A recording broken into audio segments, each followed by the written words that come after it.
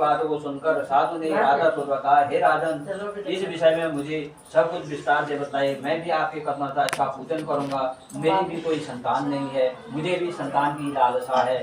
अगर इस व्रत करने से मेरे घर में कोई लड़का या लड़की जो भी संतान की उत्पत्ति होगी तो मैं उस व्रत को खुशी से करूंगा और अपने भार्या से संतति प्रदान करने वाले इस व्रत को विस्तार से बताऊंगा। तब वह घर गया तो उसने अपनी औरत को कहा कि वहाँ पर एक पूजा हो रही थी, वहाँ पर कह रहे थे कि सत्यनारायण की पूजा कर रहे हैं, हम भी उस पूजा को करेंगे। क्या पता हमारे किस्मत में भी भगवान विष्णु कुछ लड़का लड़की पुत्र पुत्री दे दें, इसलिए हमें भी उस व्रत को करना चाहिए। उद्धत होकर जब मुझे संतान की प्राप्त होगी तब मैं इस व्रत को करूँगा। उसने संकल्प किया। जो हमें आपको पकड़ा के आपको कहते हैं इसमें ऐसा बोलो करके, ये वही संकल्प होता है कि आपने दृढ़ कर रखा है कि हम इस पूजा को करेंगे। जब तक इस पूजा का फल हमें नहीं मिलेगा तब तक हम आगे उठेंगे नहीं।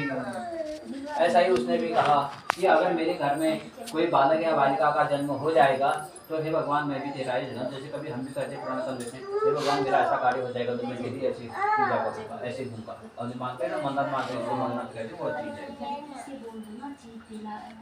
प्रतो विवाह तपस्या कर्मा कामपते केव हरिविद्या समार्थम दिकांता नगर पिटः तत्कलावती कन्यावती सुकृतं नवता दुष्टकन्या सुकृतं सागरे विनतः समावितातु तं विरतं धर्मवितः विवाहतात् कन्याचं वेदतं भ्रतः तद्व्रतं द्रव्ये कञ्चन नागरिकः समावितं समर्चा सद्विता सर्वसः दुष्टांगृता सुन्दरं बाली बालिका गुणवत्ताः ज्ञानवर्धन साधुषं चेतसा दत्तावान साधुषं विधि विधानः।